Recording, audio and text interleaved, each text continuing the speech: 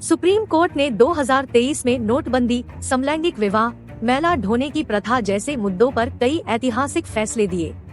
यहाँ हम supreme court द्वारा दिए गए प्रमुख फैसलों का जिक्र कर रहे हैं।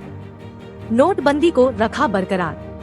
जनवरी 2023 में सुप्रीम कोर्ट की 5 न्यायाधीशों की संविधान पीठ ने 4:01 बहुमत से केंद्र सरकार के 6 साल पहले 500 और 1000 रुपए के नोटों को बंद करने के फैसले को बरकरार रखा। बहुमत की राय में कहा गया कि केंद्र की 8 नवंबर 2016 की अधिसूचना वैध है और आनुपातिकता के मानदंडों को पूरा करती है। जल्लीकट्टू को अनुमति।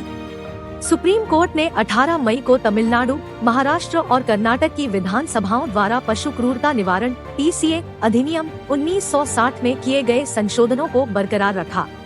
ये संशोधन जल्लीकट्टू, बैलगाड़ी दौड़, कम्बाला और सांडों को वश में करने वाले खेलों की अनुमति देते हैं। दिल्ली सरकार के पास विधायिका की शक्तियाँ। दिल्ली सरकार बनाम एलजी मामले पर मई में सुप्रीम कोर्ट की 5 न्यायाधीशों की संविधान पीठ ने स्पष्ट किया कि सार्वजनिक व्यवस्था, पुलिस और भूमि मामलों को छोड़कर दिल्ली के पास प्रशासनिक सेवाओं पर विधायी और कार्यकारी शक्ति है। महाराष्ट्र राजनीतिक संकट पर एससी ने फ्लोर टेस्ट को अनुचित बताया।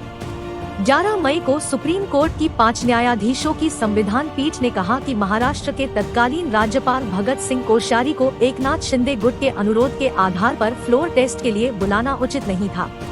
गौरतलब है कि इस मामले में उद्धव को मुख्यमंत्री पद छोड़ना पड़ा था। सुप्रीम कोर्ट ने कहा कि वह एकनाथ शिंदे के नेतृत्व वाली महाराष्ट्र सरकार को अयोग्य नहीं ठहरा सकता और उद्धव ठाकरे को मुख्यमंत्री के रूप में बहाल नहीं कर सकता, क्योंकि उन्होंने विधानसभा में शक्ति परीक्षण का सामना करने के बजाय इस्तीफा देना चुना था। एससी ने मानहानि मामले में राहुल गांधी की सजा पर रोक लगा दी। 4 अगस्त को सुप्रीम कोर्ट ने 2019 में एक राजनीतिक रैली के दौरान मोदी सरनेम टिप्पणी पर आपराधिक मानहानि मामले में कांग्रेस नेता राहुल गांधी की सजा पर रोक लगा दी। जैसे ही गांधी की सजा पर रोक लगा दी गई, उनका लोकसभा सांसद का दर्जा बहाल कर दिया गया। इससे पहले गुजरात की अदालत ने उन्हें 2 साल कैद की सजा सुनाई थी, जिसके बाद राहुल को सांसद के रूप में अयोग्य घोषित कर दिया गया था। एससी ने अमान्य विवाह से पैदा हुए बच्चों के हक में फैसला दिया। सितंबर में सुप्रीम कोर्ट ने कहा कि अमान्य विवाह से पैदा हुए बच्चे अपने मृत माता पिता की संपत्ति में हिस्सा पाने के हकदार हैं, चाहे संपत्ति वह स्वअर्जित हो या पैतृक। समलैंगिक विवाह को कोई कानूनी मान्यता नहीं।